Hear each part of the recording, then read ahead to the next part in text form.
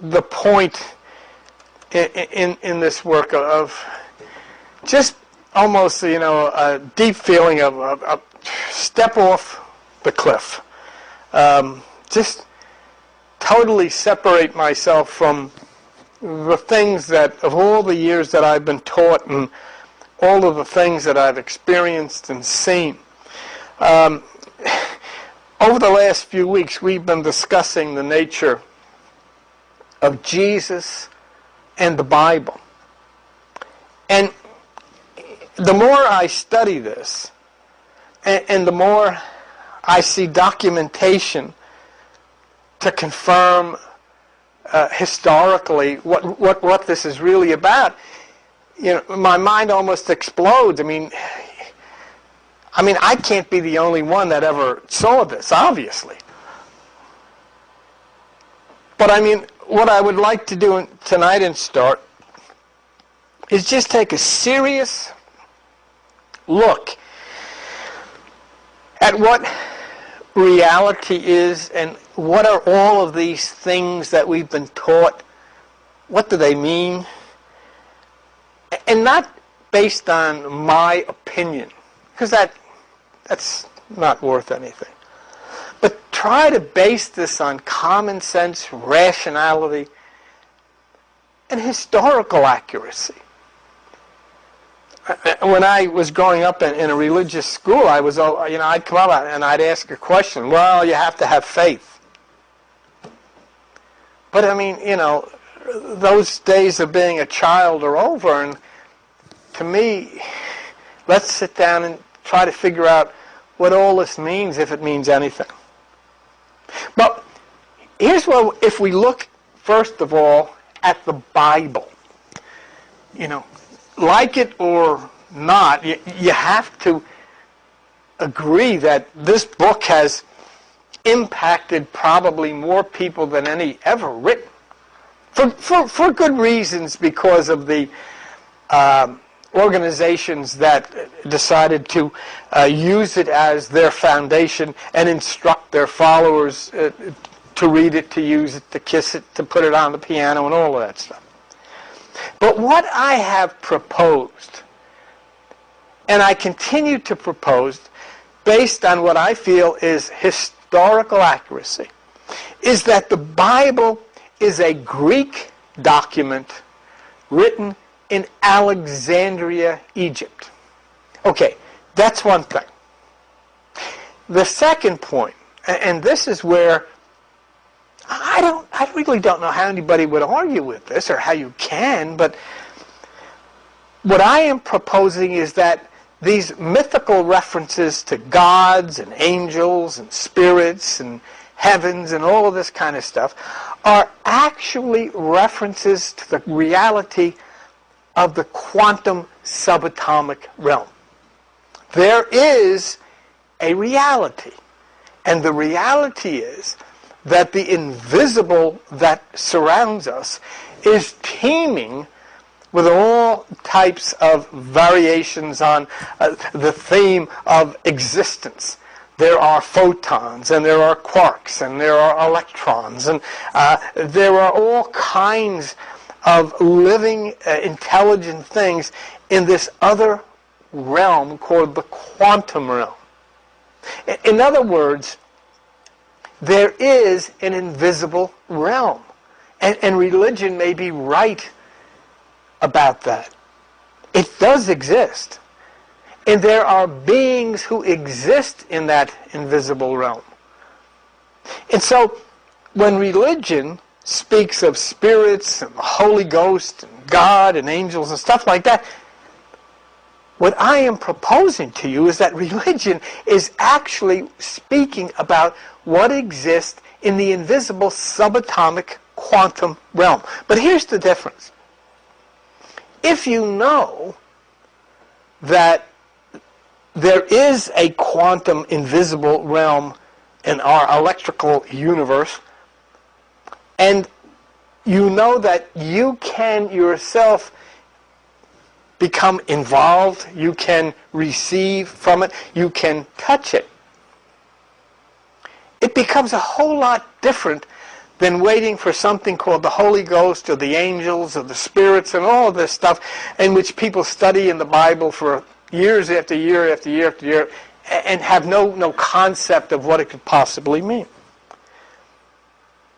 So what I'm saying to you is the Bible is not a religious document, but on the other hand, is a scientific document dealing with that invisible subatomic realm now called quantum. So you would replace the words spirit maybe with photon. I mean, they're just words. What else could it be? If something is invisible, but it exists, and it can be felt inside of a person, or it would have to have electric properties, and therefore it would have to be in the quantum realm, in the subatomic realm. Has to. Okay? So we're not arguing over the reality of the existence of such a realm. What I'm simply saying is that by referring it to spirit and angels and all of this kind of stuff, we totally distract ourselves and place ourselves into a position of saying, hallelujah, whatever you say, and I hope this ends soon because I got to go home, because there's no way other than to trust somebody in a robe that he knows what he's talking about. But on the other hand, if we say what they're referring to as spirit is actually the quantum realm of photon or electron, you can go there. You can go there. And you can touch that, and it can touch you. So if the Bible was never intended to be a religious document, but instead is intended and was intended to be a scientific document written mythologically, in symbols, so that as the human race evolved, it would reach a point of being able to understand these things. Can you conceive of what that would mean? Religion has been telling us about the invisible world of heaven and hell and spirits and angels. Well, there is an invisible realm. And we can prove it. The question would be, could the realm of heaven be a parallel universe, which science proves exists? Could the realm of spirits and angels and so forth be photons and light beings existing in this quantum realm in a parallel universe? In other words, are these religious terms just that, terms? And are they used to try to describe something that the priests and the ministers really do not understand themselves? Because, unless they have some knowledge of this science, or at least read the scientist remarks, they know nothing about the quantum realm. They know nothing about the subatomic realm. And so they're not using scientific jargon. They're calling it spirits and angels and demons and heavens and all of this stuff, and we're going to go up and all, and not realizing that what they're talking about is the subatomic, the quantum realm of quarks and photons and protons and all the rest of it.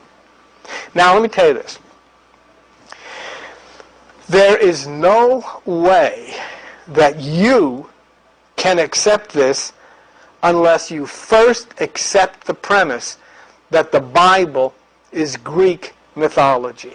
And right now, as I'm looking at you on the television or whatever, you maybe come from church today, or you're going to church, and your hair is standing on its end. You could never deal with such a thing. Well, there is no way then that you can accept this of the reality of what you call God and Jesus and angels and so forth being a force located in the quantum realm. There is no way you can accept that unless you first understand the Greek influence in the writing of the Bible. And they say that because there's nobody other than those strange people who knew about this stuff. There were people who lived thousands of years ago, way before Jesus Christ, who knew about quantum, who knew about electrons, who knew about the speed of light, who knew all this stuff. Who taught them is another story. They were strange. And they were only strange because they were thousands of years ahead of their time. Where did they come from? Strange people who really formed the basis of our scientific and cultural societies in the West, called Greeks. Classical Greeks. They knew this stuff. They actually knew about atoms and electrons. They knew it. They actually knew about light speed and things like that. They knew it. They knew that there was an invisible power, and they described it in the Bible, but instead of a significant scientific translation, which it should have been, it fell into the hands of the superstitious and religious people, and it became a kind of a Disneyland with robes. It's always difficult for religious people to look at history, because history conflicts with faith. Reality always gets in the way of religion. So religion will say, oh, you have to have faith. Well, I mean, you know, I don't even have to have faith that Plato lived, because there's his works and there's pictures and people and all kinds of things that were attributed to him that. But yet, if we get into the Bible, you got to have faith, because there's not one bit of evidence of any of this stuff. But that's for another time.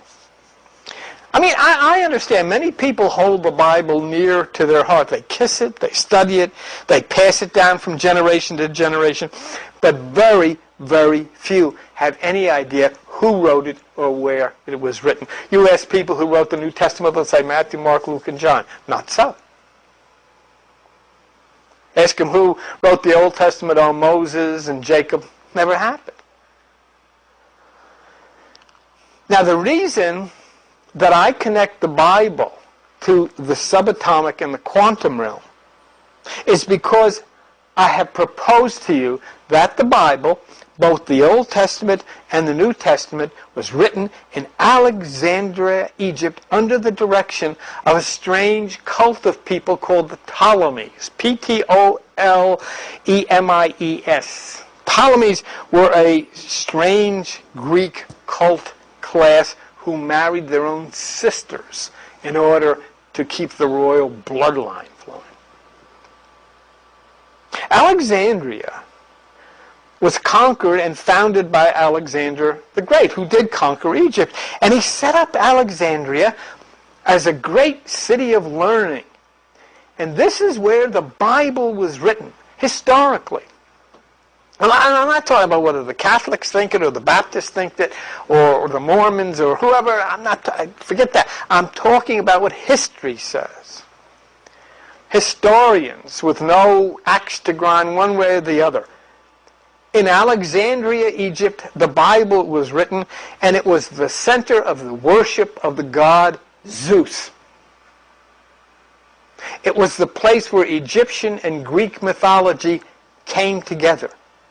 And it was a place of the location of the great tomb of the god Amun, who in your church became Amen. Now let's look at Alexandria. Over here on the Alexandria, in 332 BC, Alexander III of Macedon conquered Egypt with little resistance from the Persians. Persians are present-day Iran. He was welcomed by the Egyptians as a deliverer. He visited Memphis and went on pilgrimage to the oracle of Amun at the oasis of Siwa.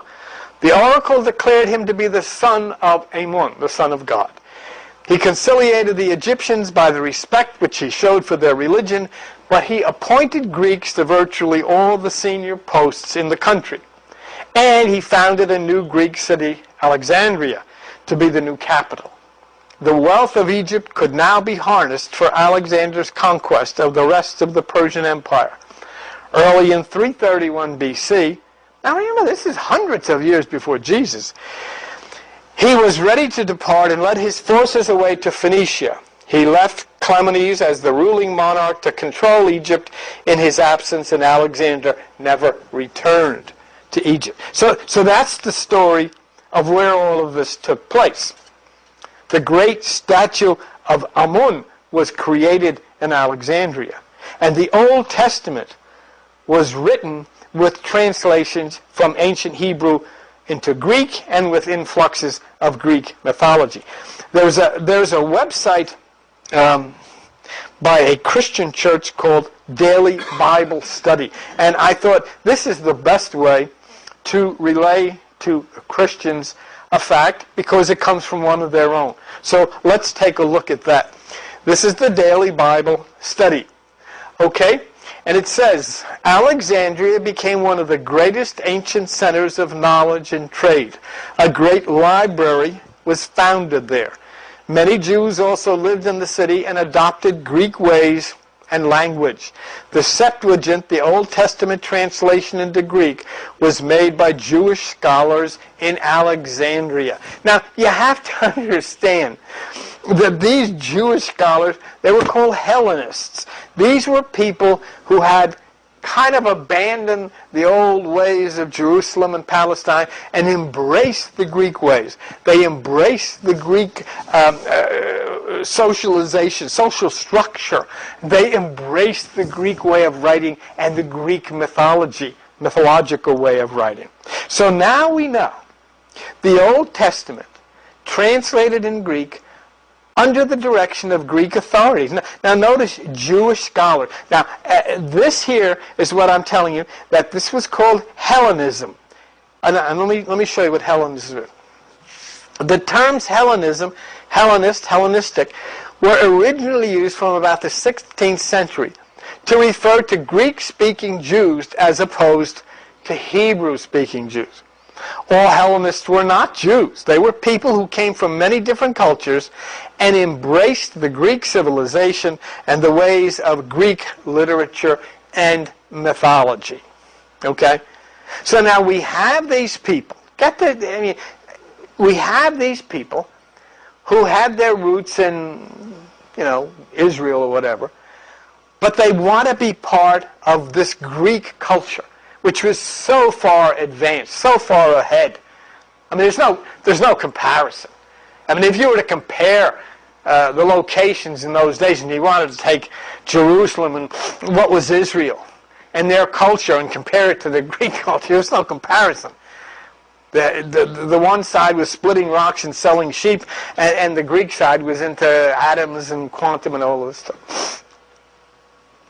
So here's where the Bible was written by these people, Jewish people, embracing the Greek culture, including literature and mythology, and they're doing the translation into Greek under Greek direction. This is important. In Europe, when, the 14th century, whatever, 17th, whatever, when the Bible was translated from Greek into English, it was done under the direction of King James I, who happened to be gay. But that's another story. I'm not going to get into it, but it's true. When the Bible originated into the Greek language, it was directed under the translation of the Scriptures, was directed by rulers in Alexandria known as Ptolemies. So now you have these people, they're in Alexandria, all mythological things going on in Alexandria, the worship of Zeus, the temple of Amun, all of the oracles and all of this stuff. And these are the people who are writing the Bible. And the Ptolemies are supervising the writing of the Bible. Now, let's look at them. Go back one. Okay, let's see. Want to go back one here? Let's try this. Okay, the Ptolemies, all the male rulers of the dynasty took the name Ptolemy. male rulers, while princesses and queens preferred the names Cleopatra and Berenice. Because the Ptolemaic kings adopted the Egyptian custom of marrying their sisters, many of the kings ruled jointly with their spouses, who were also of the royal house. This custom made Ptolemaic politics confusingly incestuous, and the later Ptolemies were increasingly feeble. DNA started to fall apart. Very cultish people worshipped Zeus and Ammon, built the great library in Alexandria, which housed so much of the mystical writing of the time. And given the nature of the Ptolemies, it is an eye-opener to see who directed the first translation of the Old Testament into Greek. The version that is used by Christianity today. So then we move to the New Testament. The Jesus story. Where was that written? We have the story of Matthew, Mark, Luke, and John. We have the story of Peter. We have the story of Paul. We have the story of Jesus and Mary and Joseph, all stuff. But where was it written? Well, that was written in Jerusalem. No, it wasn't written in Jerusalem or Bethlehem or any place else. Watch this.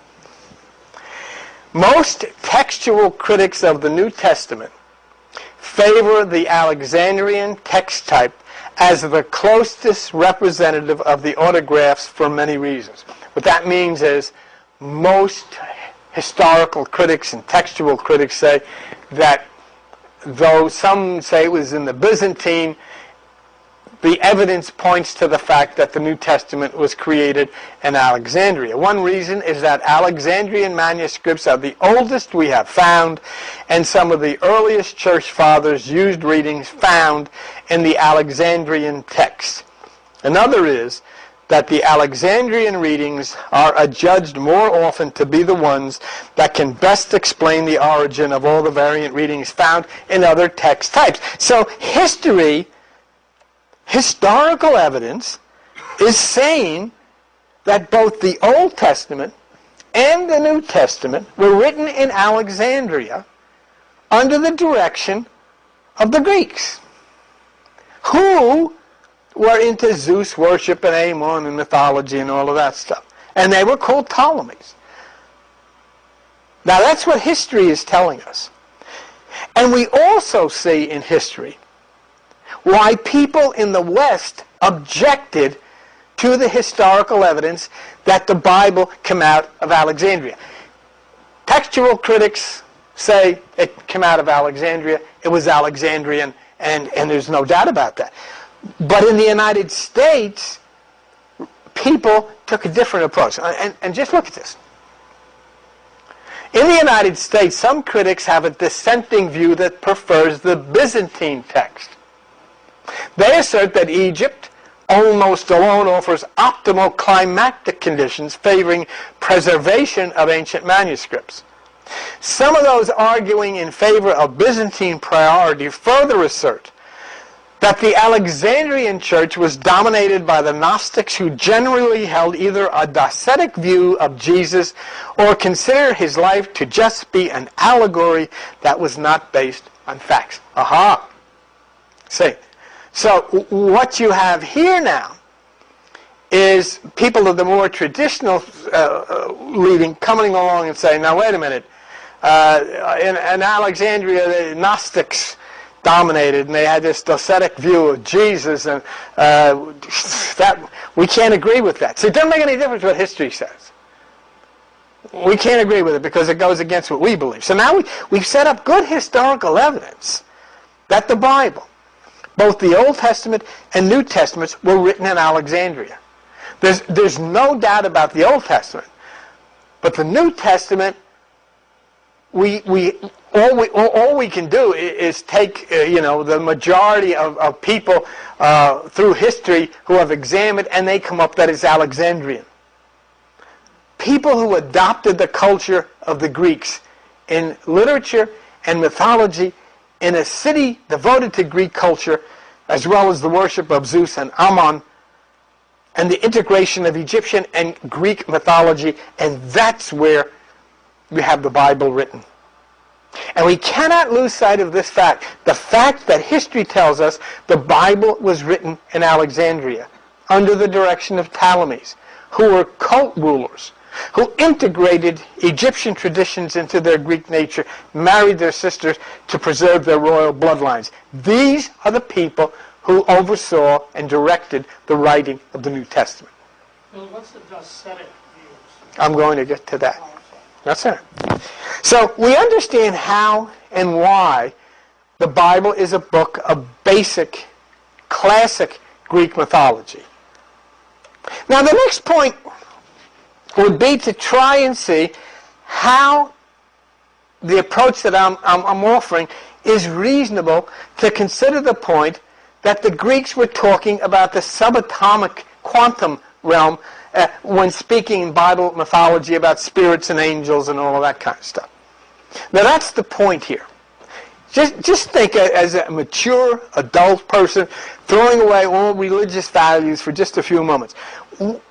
Where else could spirit be but in the subatomic quantum world?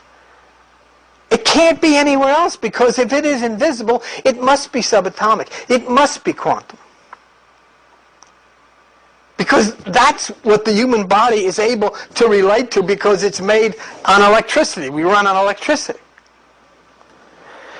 Religion never tries to understand the reality of the invisible realm of what they call spirits and angels and Holy Ghost. They just dwell on those religious terms without ever considering the possibility even that all of this is really subatomic reality of photon and proton, electron and quantum and all this kind of stuff. I mean, you know, if it exists, it's got to be someplace. They never consider heaven and hell and the worlds they speak of religiously as being parallel universes. That is what I am proposing. And the reason I went through the exercise with you is to show you the Greek involvement in the origins of the Old and the New Testament. And Greek involvement is very important for the following reason. There are things that jump out at you in the Bible. Nuclear fission, the speed of light, the human brain, the 5 stages of consciousness, and they all reflect Greek involvement. Oh, you want to see a real obvious Greek involvement? Who brings back the Messiah in the book of Revelation? The white horse flying through the sky. Who's that? There is only one white horse flying through the sky, Pegasus of Greek myth, and it's in the Bible. Now, I propose to you that the fact that these scientific things are in the Bible confirms what history says, that it was written in Greek in Alexandria, where people had knowledge of the subatomic realm and the electron realm and so forth. Now, I'm going to show you something. I'm going to show you the Genesis story dealing with Adam and the creation of Eve. All right? Let me show you this. Okay, just hold there. Genesis 2:21, and the Lord God caused a deep sleep to fall upon Adam. And he slept. And he took one of his ribs, he closed up the flesh instead thereof. And the rib which the Lord God had taken from man, made he a woman, and brought her unto the man. All right? That's the Bible in Greek. What in the world are they talking about? Who in the world said that? What could that possibly mean? Well, they knew something. Democritus knew about splitting the atom. Look, normally atoms are neutral and have no charge. However, in order to gain stability, they will sacrifice their neutrality by either losing one or more of its outermost electrons, thus becoming a positive ion atom. Or they will gain one or more electrons, thus becoming a negative ion Eve. Once this has happened, then the resulting charged atoms will attract each other. That electrical attraction between two oppositely charged ions is referred to as an ionic bond. took a rib out, made a positive ion, put it in another atom, made a negative ion, and they attracted one another.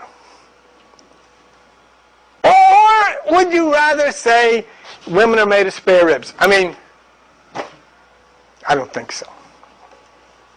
Pure mythology on the left side, describing the creation of woman as having been accomplished by taking a rib from Adam, whom you may wish to rename Atom, because we're going to split the atom in order to make the other.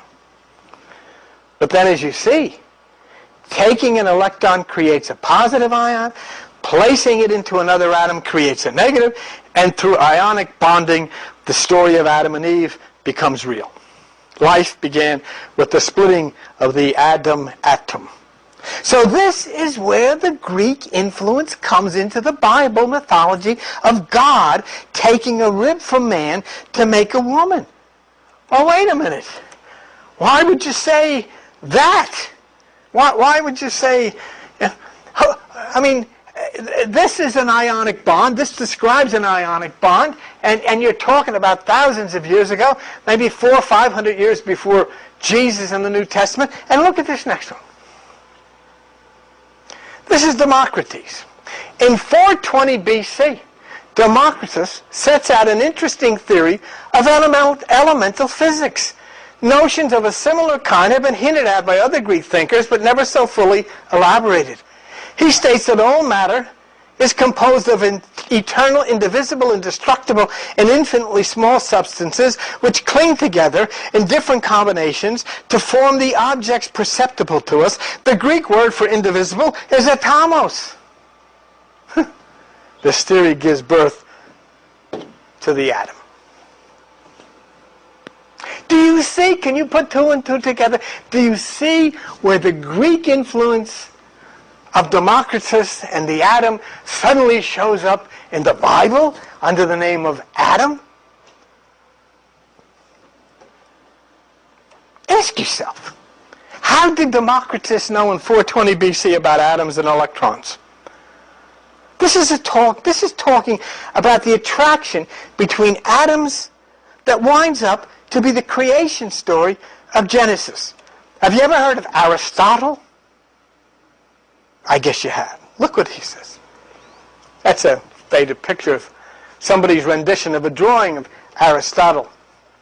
Aristotle, practical as ever in his determination to get things worked out in detail, proposes a new theory to explain how the four elements of Empedocles and the atoms of Democritus produce the wide range of substances apprehended by our senses. In other words, Aristotle is going to explain how atoms working in the invisible quantum realm produce things in the visible three-dimension realm. He suggests that there are two pairs of alternatives, hot and cold, moist and dry, which provide the exact nature of matter. In broad terms, the four possible combinations of the four elements: earth, cold and dry; air, hot and moist; fire, hot and dry; water, cold and moist. But it is the infinitely variable balance between these qualities which creates the different atoms of stone, wood, bone, or flesh. Knowing so what Aristotle is saying is people are atoms. It always amazes. I think it's just brilliant stuff, you know? Brilliant stuff 420 years before Christ or the Bible. Here's Aristotle commenting on Democritus' theory of the atom and taking it to the next degree, which is flesh and bone, Adam and Eve. Now I want you to notice the reference to earth, air, fire, and water as the four elements which play a big part in the Bible in baptism. Taking the earth, the head, into the water, which is a higher realm. It's a second realm of the mind. in meditation, rising up to the air, which is another higher realm of the mind, and the next realm to be touched by the fire, or what we call the Spirit. That's true baptism. It is an elevation and a changing of the mind. What we have done, taking this Greek myth literally, is made baptism into getting your head wet. Not getting your mind changed, getting your head wet. So you see the Greek influence in the Bible in the very first story of Adam and Eve. An Ionic Bond, discussed by Democritus and Aristotle. And where did all of this scientific stuff, come from or go? Let's look. Classical Greece has produced a brilliant tradition of theorists, the dreamers of science, attracted by the intellectual appeal of good theories. They are disinclined to engage in the manual labor of the laboratory where those theories might be tested. In other words, Aristotle said, hey, this is the way it is. Democritus said, this is the way it is. But nobody ever bothered to figure out, does it work? This limitation is removed when the center of the Greek world transfers in the 3rd century BC to Alexandria, where the Bible was written. In this bustling commercial center, linked with long Egyptian traditions of skilled work in precious metals, people are interested in making practical use of Greek scientific theory. If Aristotle says that the difference in material substances is a matter of balance, then that balance might be changed. Copper might become gold. Would you have the alchemy and that kind of stuff which was going on? But, do you see why the Bible takes on these scientific things? And so you got the combination of science and mythology. The mythology describing the science, but waiting for you to evolve to a point where you can understand it, never dreaming that you're going to take these things literally. All of the thoughts containing this quantum world to be worked on in Alexandria, where the Bible is being written. It may be hard to understand this, but the Bible was being written among the greatest minds that existed in the middle of an earth that was totally primitive. Greatest scientific minds, greatest minds delving into the subatomic, greatest minds expressing it in mythology so it could be preserved for people that evolved. The Bible was written under the influence of people such as, I'm going to name you two other heavy hitters, Plato and Socrates. Let's take a look.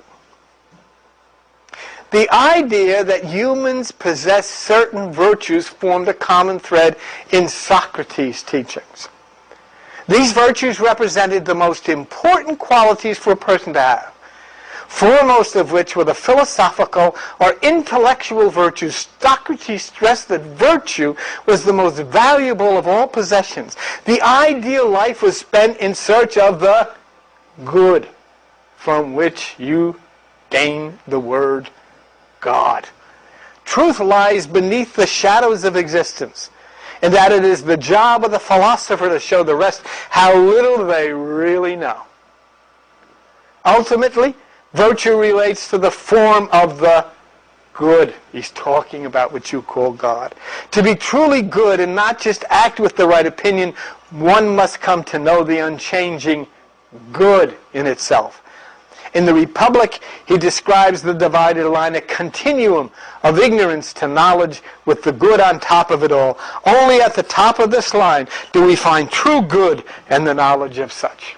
Now, here is this brilliant person, Socrates, influencing, obviously, the creation of the Bible in this Socratic and Platonic type of civilization called Alexandria. You see? And who were the people on the other side? We don't even know. That Peter, Paul, and Mary, and the Holy Spirit. Who? Okay. So the word God is taken from the word good, and this is what Socrates is referring to here.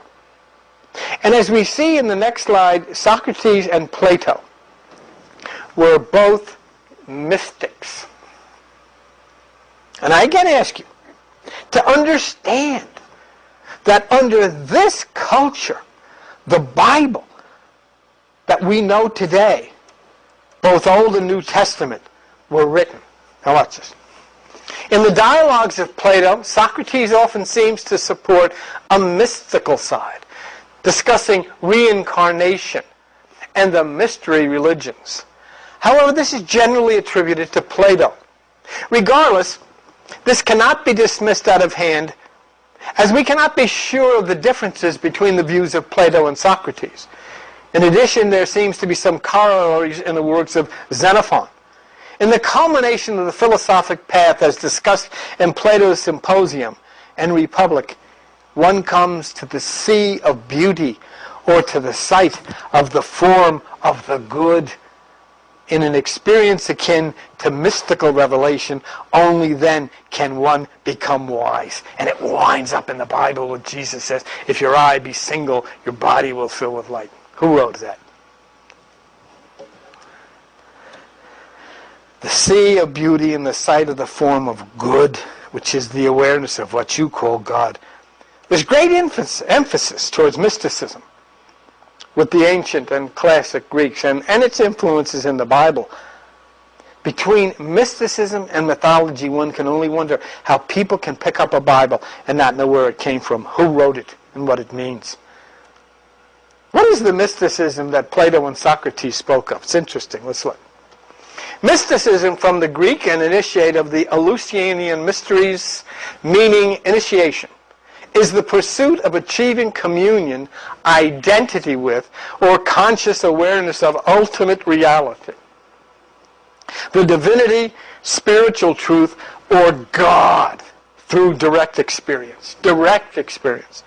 Intuition or insight. Traditions may include a belief in the literal existence of dimensional realities beyond empirical perception. In other words, this is what suddenly we have a tradition that says there is more to life than the physical. Or a belief that a true human perception of the world goes beyond current logical reasoning or intellectual comprehension. A person delving in these areas may be called a mystic. Now, let's look.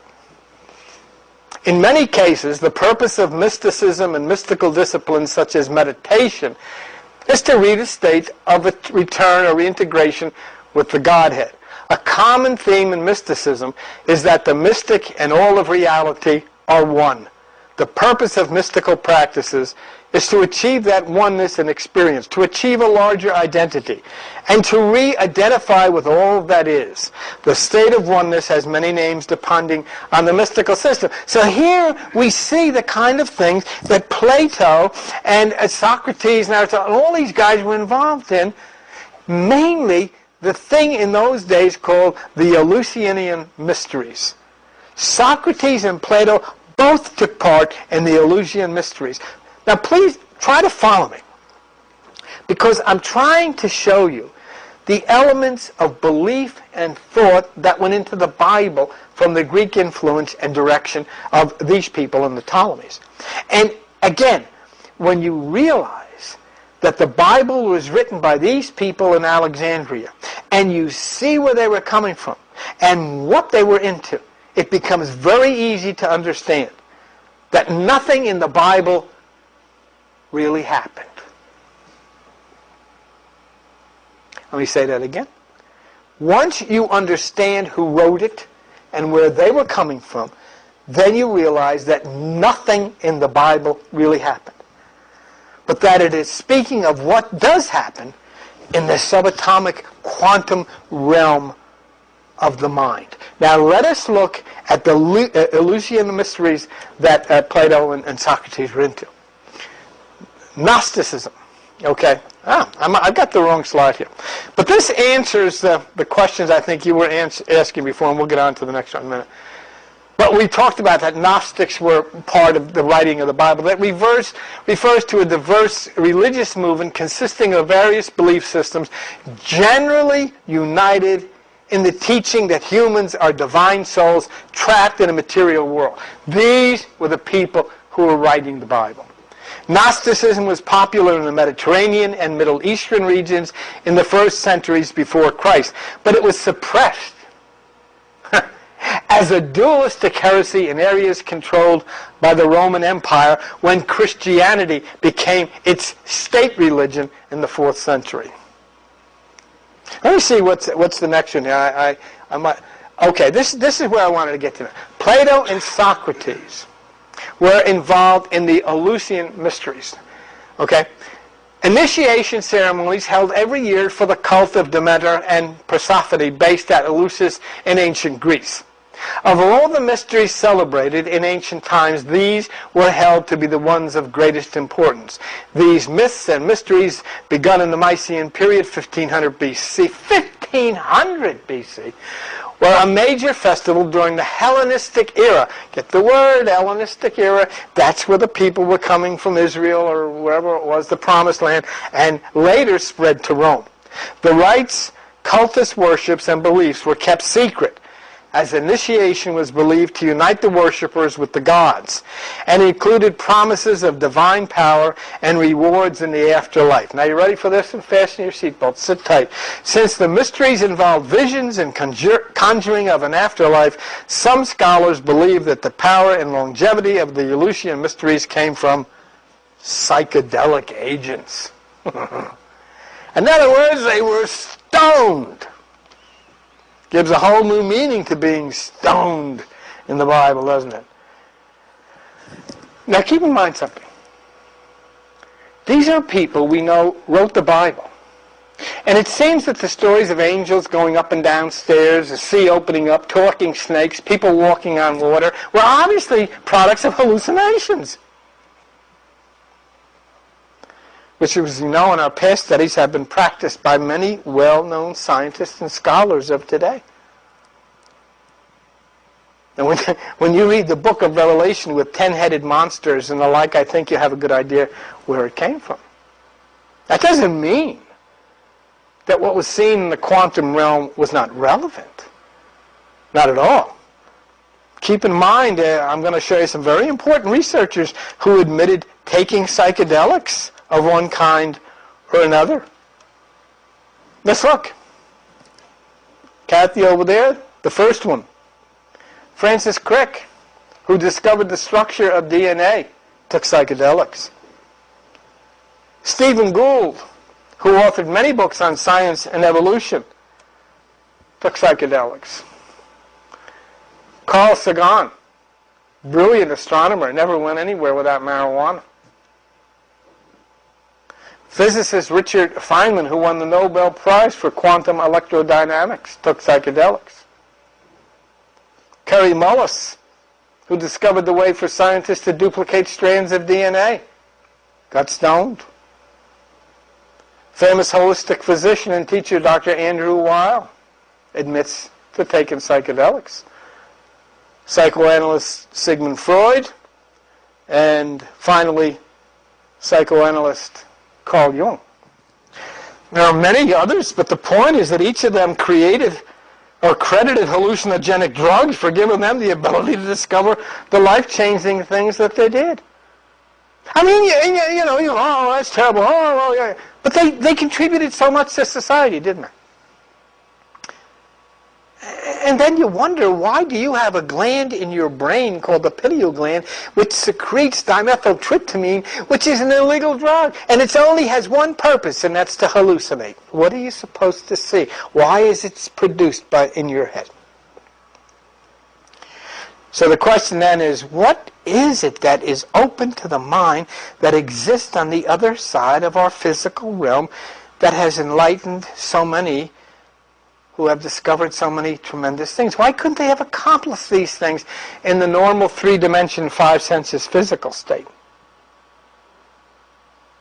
And why does your pineal gland and your brain secrete a hallucinogenic illegal drug known as DMT, dimethyltryptamine? Because it does. And it only has one purpose, and that is so you can hallucinate. Why is it in your head? Now we know that the people who wrote the Bible were on hallucinogenics. Oh, hey, you know what manna is? Mushrooms. That's why they had such a good time wandering in the desert for 40 years. I never wanted to leave. And what about the patriarch Jacob, who used mandrakes, hallucinogenics.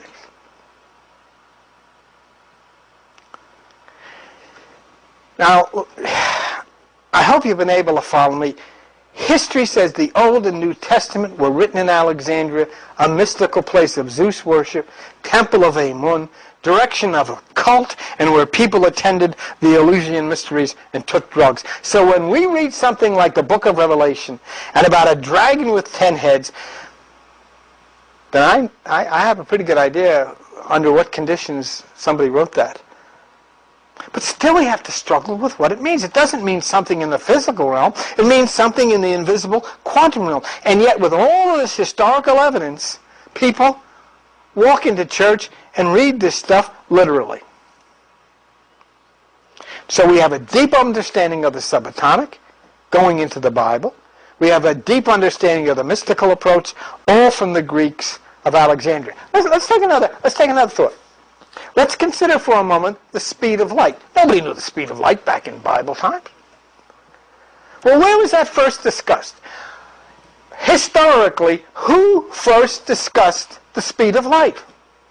Ancient Greece produced a guy named Empedocles. And he is the one whose history says first discussed the speed of light, and his comments were then considered by Aristotle. Now, they didn't measure it, because they didn't have any measuring tools. But this is what Aristotle said on the comment of the speed of light by Empedocles. Empedocles believed that light traveled with a finite velocity. In other words, it just flies. Not through any experimental evidence, of course, but simply through reasoning. Can you imagine? In a primitive time on the planet Earth, this guy's reasoning about the speed of light. Aristotle writes in De Sensu, Empedocles says that the light from the sun arrives first in the intervening space before it comes to the eye or reaches the earth. This might plausibly seem to be the case, for whatever is moved through space is moved from one place to another. Hence there must be a corresponding interval of time, also in which it is moved from the one place to the other, but any given time is divisible into parts, so that we should assume a time when the sun's ray was not as yet seen, but was still traveling in the middle space. How true? How true. We see all of these wonderful things by Hubble that happened millions of years ago, but the light has just reached us. Exactly what they were talking about. But something strange turns up in the Bible. Though they didn't comment on the speed, when you see this, and when you consider the things we've talked about here, you have to suspect the Greek influence obviously was inspired by a higher mind or knew something that we never heard them talk about. Because how could these people be so brilliant about this stuff when the rest of the world was splitting rocks? Now, in the Bible, the tribe of Judah camped at the east, at the point of the rising sun. They were considered the tribe of light. Let me show you where it comes that Judah was called the tribe of light. Okay? 2 Kings 8:19. Yet the Lord would not destroy Judah for David's, his servant's sake, and because of David, as he promised him to always give him and his children a light. And so the tribe of Judah became the tribe of light. So here we have this Bible, written in the midst of this amazing culture of science and mysticism and philosophy, operating in an ancient, backward, unevolved human culture for the most part. Though Empedocles and Aristotle didn't discuss the speed, they did understand it traveled. And so when the Bible was written under this Greek authority, it is understandable that a higher mind in the quantum realm entered in as is seen here. Now look. The orbital velocity of the Earth is approximately 1/10,000th of the speed of light. Given our present knowledge of the speed of light, 186,400 miles or 300,000 kilometers per second, the Earth's orbital velocity is hence measured as 18.5 miles or 30 kilometers per second. So the speed of light is 186,400 miles a second. In the book of Numbers, Numbers 2:9, all that were numbered in the camp of Judah, the tribe of light, were 100,000. Good. Fourscore. Fourscore is 4 times 20,000, so that would be 80,000. 100,000, 80,000, and 6,400 throughout their armies. 100,000, 80,000, 6,400, 186,400 in the tribe of Judah, the tribe of light, and the constant speed of light being 186,400. You know, if I was a lawyer, I'd win. Not because I know this stuff. I'm just bringing you what it is. 186,400. Now, the reason that I'm going to tell you something, basically, is because I've got some proof here. But there never was a tribe of Judah. And that's what gives further credence to the fact that this biblical thing about light and the speed of light, again, is not referring to some group of people, but referring to something in the quantum realm, the subatomic, the power. There never was a tribe of Judah camped in the desert with 11 other tribes. And you say, well, how do you know that? Well, I found the information, and I found it not at the University of Pittsburgh or Pennsylvania or Southern California. No, I found it at the University of Tel Aviv, in the middle of downtown Tel Aviv in Israel. The article came from USA Today, written by Matthew Kalman, and it comes from Tel Aviv University in Tel Aviv, Israel, and it quotes Professor Zev Herzog. That's Zev Herzog. That's the professor. Let's see what he says. The many Egyptian documents known to us was our location at the Hidden Meanings Conference Center, Village Green Shopping Center, Route 9, Forked River. Our phone number is 609-971-0537. And our email is info@hiddenmeanings.com. We're here Fridays at 7 p.m. Meditation with music, Tuesdays at 7, Sunday at 7, and the last Friday of the month at 7. Our Hidden Meanings webpage is at www.hiddenmeanings.com.